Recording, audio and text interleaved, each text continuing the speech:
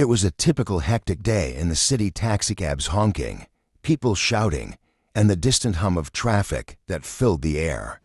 Amidst all the noise, David, a young black man in his late 20s, stood on the crowded subway platform, adjusting his worn-out work vest.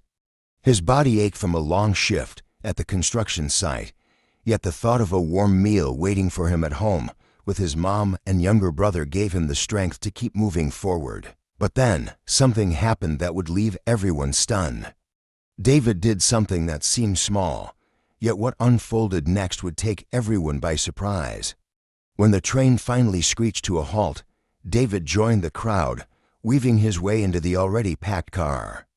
He managed to find a spot near the door, one hand gripping the overhead bar as the train jolted with the motion. Across from him, a woman caught his eye, a visibly pregnant woman, struggling to keep her balance while holding onto the pole with one hand and her oversized handbag with the other. Sweat beaded on her forehead, and her legs wobbled slightly with every lurch of the train.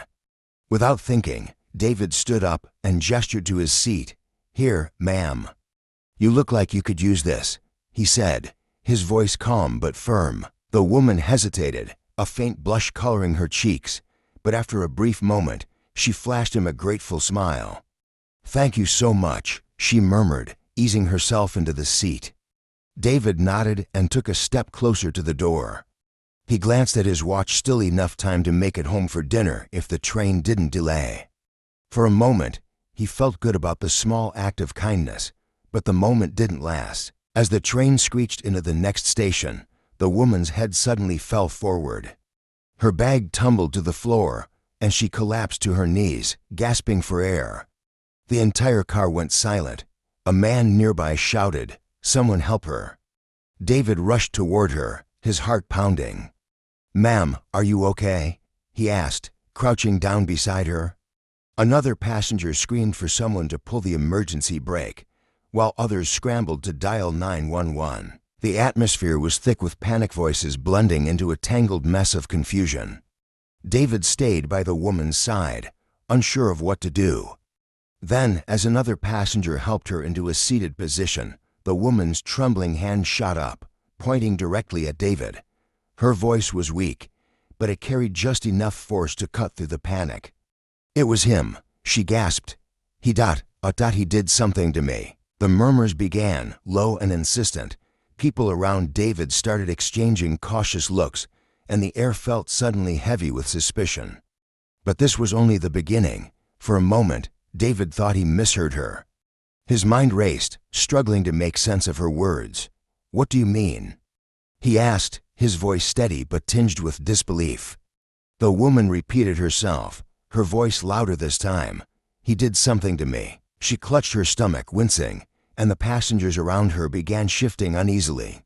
"Whoa, hold on," David said, raising his hands defensively. "I didn't do anything, I just gave her my seat." The murmurs grew louder now, a wave of suspicion rippling through the car. A man in a gray suit, standing near the woman, spoke up, his brow furrowing. "I saw him standing close to her. What was he doing near her bag?" David turned toward the man, incredulous. "I wasn't near her bag. I was standing by the door the whole time." But it didn't seem to matter. People were already filling in the gaps with their own assumptions. A woman with a stroller muttered something under her breath, casting a wary glance at David. An older man with glasses stepped between David and the pregnant woman, as if to protect her. "Someone call the police." A voice shouted from the back. David's stomach dropped. "Why would you call the cops? I didn't do anything." His voice cracked, not from fear, but from the frustration of being misunderstood. The train screeched to a stop at the next station. Moments later, two transit officers boarded the car. Their presence seemed to tighten the already thick atmosphere. "What's going on here?" one of them asked, surveying the scene. Passengers immediately began talking over each other, pointing fingers and offering fragmented versions of what they thought had happened. "She collapsed, and he was right there," one woman said, nodding toward David. "He gave up his seat, but then, I don't know." "Something feels off," another woman added, speaking hesitantly. The officers looked at David, who stood frozen in place, his hands still raised slightly, as if to show he meant no harm. "You," one officer said, pointing toward him. "Step off the train so we can sort this out." "I didn't do anything," David protested, his voice firm now. "I just gave her my seat. Ask anyone." The officers exchanged a brief glance before one of them replied, "We'll figure that out. Let's go." But before David could move, another voice cut through the tension. "Wait." It was a teenage girl with braids sitting near the back of the car. She stood up, holding her phone in her hand. "I saw the whole thing. He didn't touch her or her stuff. He literally just gave her his seat," she declared. Her words hung in the air, creating a small crack in the wall of suspicion. But it wasn't enough to completely dissolve the doubt. The pregnant woman groaned, clutching her stomach once more. One of the officers crouched beside her, asking questions. "What happened, ma'am? Did someone harm you?" She pointed at David again. It was him. "I felt dizzy after he stood so close." "I don't know what he did, but it was him." David's heart pounded. He wanted to shout to demand why she was accusing him. But he knew better. His father's voice echoed in his mind. "Stay calm, no matter what. Don't give them any reason to see you as a threat." The officers, now visibly more alert, asked David to step aside again. "Sir, this is just protocol. We need to get her medical attention and figure out what's going on." Reluctantly, David nodded and followed them off the train, feeling every pair of eyes on him as he walked. The whispers behind him stung more than he cared to admit. Outside the car, the tension didn't ease. If anything, it grew thicker as more officers arrived and passengers spilled onto the platform, their accounts becoming more exaggerated with each retelling. But things were about to take an even darker turn. David stood on the platform, his back against the cold concrete wall, as two officers questioned him. Around them, a small crowd gathered, whispering and pointing. The pregnant woman sat on a bench a few feet away, clutching her belly and shaking her head as paramedics examined her. Every now and then, her eyes flicked toward David, a mix of fear and accusation clouding her gaze. "Let me get this straight," the taller officer said, flipping open his notepad. "You're saying you gave up your seat, and that's all that happened?" "Yes," David replied firmly. "That's all I did." "I don't even know this woman," the shorter officer chimed in. "Then why would she accuse you of something? People don't just make these things up." David clenched his fists, forcing himself to stay calm. "I don't know why she's saying this. Maybe she's confused, or maybe something else is going on, but I didn't do anything wrong." From behind the officers, a middle-aged woman in a red coat stepped forward. "I saw him too," she said, her voice hesitant. "He was acting kind of close to her, you know what I mean." David's eyes widened. "What? I wasn't anywhere near her except to offer my seat." The taller officer nodded toward the woman. "Ma'am, did you see anything else suspicious?" She shook her head slowly. "No, but I think it's worth looking into. You can't be too careful these days." The words hit David like a punch to the gut. He turned to the officers, his voice rising. "This is ridiculous. You're taking her word and a bunch of guesses over facts. Check the security cameras if you don't believe me." The officers exchanged a glance. One of them sighed. "We're working on it. Just cooperate, okay?" Meanwhile, the crowd grew restless. People whispered louder now, speculating wildly. "He probably slipped something into her drink," a man muttered.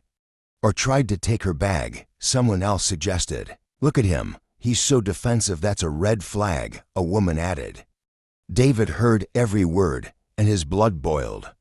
But before he could respond, the teenage girl who had spoken up earlier stepped forward again, holding her phone.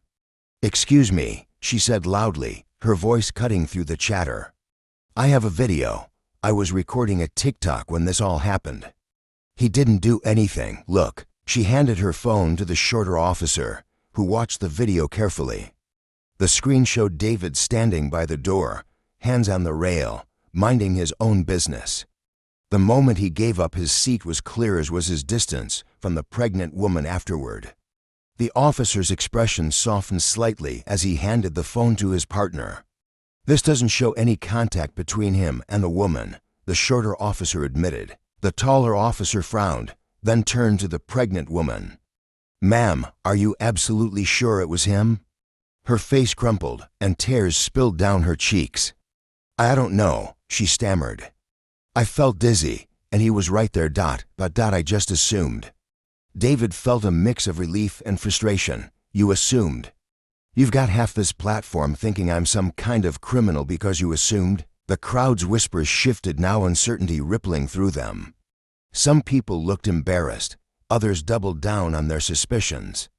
But just as things seemed to calm, one of the paramedics spoke up. "Her blood pressure is dangerously low. This could explain the dizziness and confusion, but we need to get her to the hospital to run some tests." The officers nodded, then turned back to David. "We're not detaining you," the taller one said, though his tone was far from apologetic. "But we'll need to file a report. Stay nearby in case we need more information." David's jaw tightened. "Fine, do what you have to do." As the paramedics wheeled the woman away and the crowd slowly dispersed, David remained on the platform, shaken, but not broken. However, the damage had already been done, and the fight for his dignity wasn't over yet. David stayed on the platform, leaning against a steel pillar as the crowd thinned out. A few stragglers lingered, still casting furtive glances his way, but most people seemed eager to leave the uncomfortable scene behind. His mind raced. Every fiber of his being screamed at the injustice how quickly assumptions had painted him as the villain. He noticed the teenage girl who had defended him earlier standing nearby, scrolling through her phone. She looked up and caught his eye, offering a small, apologetic smile. "Thanks for speaking up," David said, his voice strained but sincere. She shrugged. "It's just messed up how everyone jumped on you like that. People always assume the worst for no reason." Her words lingered in the air. No reason. David knew better. He'd seen it before, felt it before. It wasn't no reason. As he stood there, one of the officers approached him again. "Listen," the taller one began, his tone more measured now. "We reviewed the security footage from the train. It backs up what you said. You didn't do anything wrong. You're free to go." David let out a sharp exhale, relief flooding through him. "I told you that from the start," he said, unable to keep the edge out of his voice.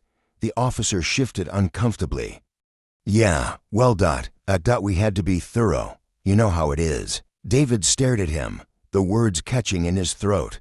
Did he really know how it was? Or was the officer just excusing the implicit bias that had colored the entire situation? Before David could respond, the paramedics returned from the ambulance parked outside. One of them walked over to David and the officer. "She's stabilized now," the paramedic said. "Turns out her dizziness was caused by a severe drop in blood pressure. Nothing to do with anyone on the train. It could have happened anywhere." The officer nodded, as if that settled the matter. "All right, thanks for the update." He turned back to David. "Looks like this was all a big misunderstanding." David felt his jaw clench again. Misunderstanding. The word felt too light to casual for the weight of what had just happened. "Misunderstanding," he repeated, his tone icy. "Do you have any idea what it's like to have a whole train of people look at you like you're a criminal? To hear them whisper, point, assume." The officer looked down awkwardly, scratching the back of his neck. "Look, I get it, okay, but it's over now. You can go." David laughed bitterly. "It's over for you. For me. This will stick in my mind every time I get on a train, and every time someone looks at me sideways. You don't get to tell me it's over." The officer didn't respond. After a moment, he walked away. The teenage girl approached David again, holding up her phone. "I posted the video," she said softly. "The whole thing from you giving up your seat to everyone blaming you. People need to see what really happened." David blinked, taken aback. "You didn't have to do that," he said. "I wanted to," she replied. "People need to stop jumping to conclusions." Maybe this will make someone think twice next time." David nodded, appreciating her gesture even if he wasn't sure it would change anything. As he finally made his way out of the station, his phone buzzed. It was his younger brother, asking if he was still coming to their mom's birthday dinner. David hesitated before responding. The weight of the evening pressed on him, but he knew he couldn't let it ruin the one bright spot in his day. "I'm on my way," he texted back, but as he walked through the city streets, David couldn't shake the nagging thought how many others had faced the same rush to judgment without someone like that teenager to stand up for them. And how often did those stories end differently? Later that evening, David sat at his mom's dining table, the sound of laughter and clinking glasses filling the room. He smiled faintly as his younger brother blew out the candles on the birthday cake. The warmth of family easing some of the tension still knotted in his chest. But even as he celebrated, his mind kept circling back to the events of the day, the way assumptions could snowball, how quickly kindness could be twisted into suspicion, and the fragility of trust among strangers. After the cake was cut and the dishes cleared, David stepped out onto the small balcony for a moment of quiet. His younger brother followed him, handing him a cup of coffee. "You okay?" his brother asked, sensing something was off. David hesitated before nodding. "Yeah, just had a rough ride home."